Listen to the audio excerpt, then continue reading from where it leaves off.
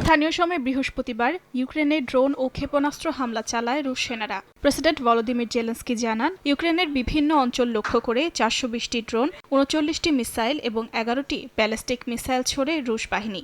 Kharkiv, ঝাপরিঝিয়া ও Kyiv সহ অন্তত 8টি অঞ্চলে আঘাত হানা হয়। আহত হন বেশ কয়েকজন বাসিন্দা। পাশাপাশি ক্ষতিগ্রস্ত হয় আবাসিক ভবন ও জ্বালানি অবকাঠামো। রাশিয়ার ড্রোন হামলা ঠেকাতে 4000 কিলোমিটার সড়ক জালে ঢাকার পরিকল্পনা নিয়েছে ইউক্রেন। প্রতিরক্ষা মন্ত্রী মিখাইলো ফেদোরভ জানান, সামরিক সরঞ্জাম সরবরাহ পথ ও সীমান্তবর্তী অঞ্চলে ড্রোনরোধী জাল বসানোর গতি বাড়ানো হয়েছে। চলতি বছরের শেষ নাগাদ এ কাজ শেষ করতে চায় দেশটির প্রতিরক্ষা মন্ত্রণালয়। এদিকে সংঘাতের মধ্যেই যুদ্ধে নিহত সেনাদের মরদেহ হস্তান্তর করেছে দেশ দুটি।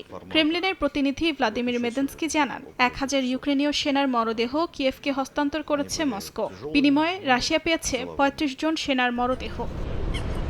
যুদ্ধবন্ধে জেনেভায় মার্কিন মধ্যস্থতায় নতুন দফা বৈঠক করেন ইউক্রেন ও যুক্তরাষ্ট্রের প্রতিনিধিরা। পরবর্তী ত্রিপক্ষীয় বৈঠক আবুধাবিতে হতে পারে বলে ইঙ্গিত দেন জেলেনস্কি।